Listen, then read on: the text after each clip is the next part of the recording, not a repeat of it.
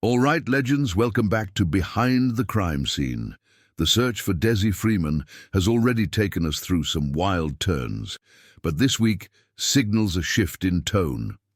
For 5 days straight, specialist teams moved through Mount Buffalo National Park, not to corner a suspect, not to track footprints, but to locate remains. This wasn't a routine sweep, and it wasn't just another pass through the bush. This was a targeted operation designed to answer one grim question. And that shift tells us the investigation has entered a very different phase.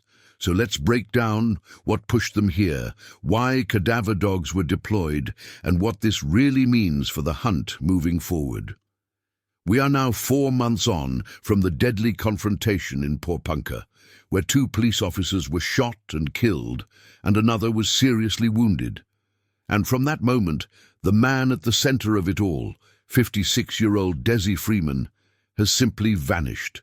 No verified sightings, no confirmed trails, no DNA hits, nothing police can publicly stand behind. And that alone has made this one of the most baffling fugitive cases Victoria has ever seen. But today's update is not just another twist, it's a shift in strategy. It's police openly acknowledging, through their actions, that one possible outcome is that Dezi may have died somewhere in the wilderness. And that possibility is now being treated seriously enough to justify a 5-day recovery-focused search.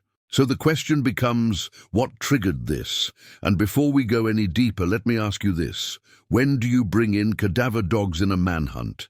Not early, not often, and definitely not without something pointing you in that direction. So what did police hear? What did they receive from the public? What was strong enough to push them into this new phase? According to Victoria Police, the operation in Mount Buffalo was based on intelligence received from the public. But we're not told exactly what that intelligence was. Was it a sound someone heard? A reported smell? A possible sighting of clothing? A rumor repeated too many times to ignore? A second-hand tip that couldn't be verified, but also couldn't be dismissed? We're not told, and that silence leaves a lot of room for speculation. But let's stay grounded in the facts. Fact 1. Teams searched caves. That tells us something right away. The Mount Buffalo caves, crevices, and rock formations are notorious for hiding both people and evidence. Bodies can remain undetected for years in that environment. So when specialist teams enter those caves with cadaver dogs, they are not looking for a fugitive on foot. They are looking for remains. Fact 2. Police spent 5 days on this targeted search, not a morning, not an afternoon, 5 full days, and that scale of effort doesn't happen without a reason. Fact 3. After all of that effort, they found nothing. No body, no clothing, no disturbed ground, no scent track, nothing that confirmed the theory they were testing. So here's the first big question of today's update.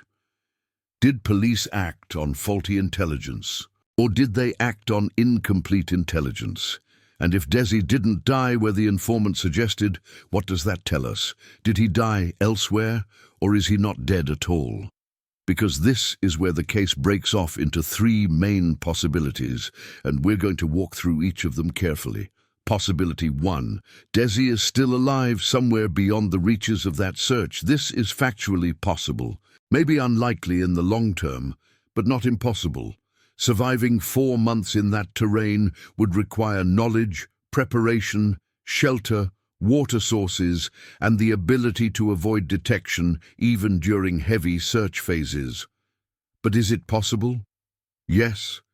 Could someone with a certain skill set do it? Also yes. But could most people? Almost certainly not. Possibility 2.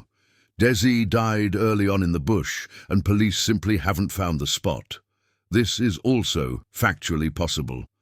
The Australian alpine region claims lives every year.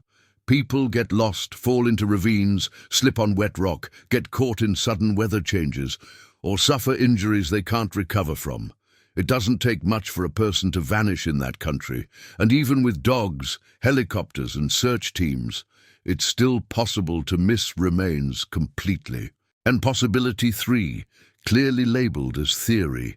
Dezi escaped the initial area with help or by luck and left behind misleading traces that pushed police in the wrong direction. I need to be clear that there is no confirmed evidence supporting this.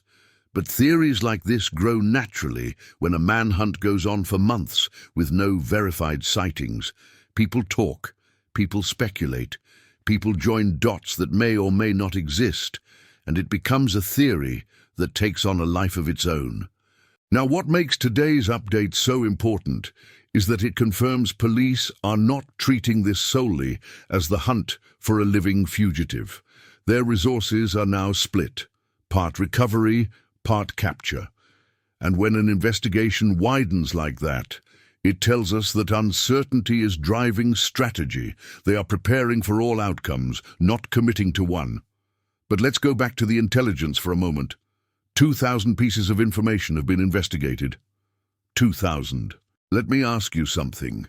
How is it possible that, out of 2,000 tips, not one has led to a single verified sighting? Are all 2,000 wrong? Are they all misinterpretations? Or does this tell us something about Dezi's situation? Is he not moving at all? Is he no longer alive? Or is he far beyond where police think he is? The $1 million reward adds another layer to all of this. $1 million is enough to turn mates against mates, make enemies talk, and push strangers to come forward. And yet, nobody has stepped up with actionable information. No one has pointed police to a camp. No one has identified a movement pattern. No one has captured a trail camera image. Not one person has supplied evidence strong enough to claim that reward. So what does that mean? Does it suggest that no one knows anything? Or does it suggest that Dezi didn't interact with anyone after the Porepunkah incident? Or does it suggest something else entirely? Assistant Commissioner Martin O'Brien said police are using every available resource to bring this case to a resolution. And for the first time, we can see what that meant. Because a cadaver dog operation is not a small decision. It is not symbolic. It is not procedural. It is a serious, evidence-driven step. So let me ask you directly, do you think police are preparing the public for the possibility that Dezi is no longer alive? Or do you think this was just one avenue they needed to rule out?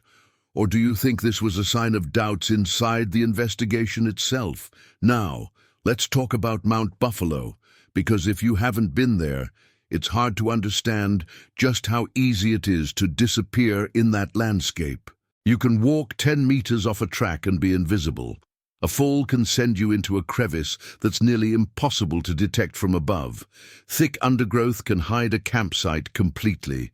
Wind patterns can move scent trails unpredictably, making life harder for dogs. Rugged terrain can erase footprints within hours. It's a place where even experienced bushwalkers can become disoriented. So when you add all that up, you can see why a targeted search can fail, even if the theory was correct. Now let's examine the cadaver dogs. Their role is critical. These dogs are trained to detect the scent of human remains, even months old. So if they didn't pick up anything after 5 days of searching caves and scrub, what does that tell us? Either no human remains were ever there, or conditions neutralized the scent, or Dezi is somewhere entirely different. And that brings us to another question. If police now believe he might have died, why haven't they said it directly? Why suggest it through operational choices and not through public statements? Is it because they don't want to close off the possibility he's alive? Is it because they don't want people lowering their guard? Or is it because the intelligence they acted on wasn't strong enough to justify a formal conclusion? Think about that, because communication strategies in active manhunts are not random. They are deliberate. They balance public awareness with investigative integrity. Now let's circle back to the theories that have been floating around. Some people believe Dezi intentionally misled police early on. Theory. Some think he crossed into New South Wales before roadblocks tightened. Theory. Some think he may have had supplies cached. Theory. Again, these are not facts. But they are possibilities people in your position, watching from the outside, ask about. If Dezi did mislead police early, and if he managed to get distance before the outer perimeter formed, that would explain why no trace has been found. But again, that depends entirely on whether he had the mobility and opportunity to do so. But here's the problem. If he escaped and is alive, where is he living? Where is he getting water? Where is he getting food? Why has there been no trace on trail cameras? Why has no farmer spotted something unusual? Why has no hiker or hunter stumbled onto something? Why has no one claimed the $1 million? At some point, the lack of evidence becomes its own evidence. And then there's the other possibility, the simplest one, that Dezi died somewhere remote, early on, and that nature took over. It's not dramatic, it's not conspiratorial, but it is absolutely plausible. But here's what really matters. Police haven't found anything. Not yet. Not after 4 months. Not after 2,000 intelligence assessments. Not after $1 million incentive. And not after a targeted cadaver dog search. So the question today is no longer just, where is Dezi? It's something deeper. It's, how can one man vanish so completely that even with every modern resource we still have nothing? So I want to put that question back to you. Do you think this latest search means police are preparing for a recovery rather than an arrest? Do you think Dezi is alive? Do you think he died early on? Or do you think there's more to this story than the public has been told so far? Hit like, subscribe, and drop your thoughts in the comments. Your opinions keep these discussions moving, and sometimes the questions you raise end up being the same questions investigators are quietly wrestling with behind the scenes. This is Behind the Crime Scene. Stay sharp, stay curious, and I'll see you in the next update.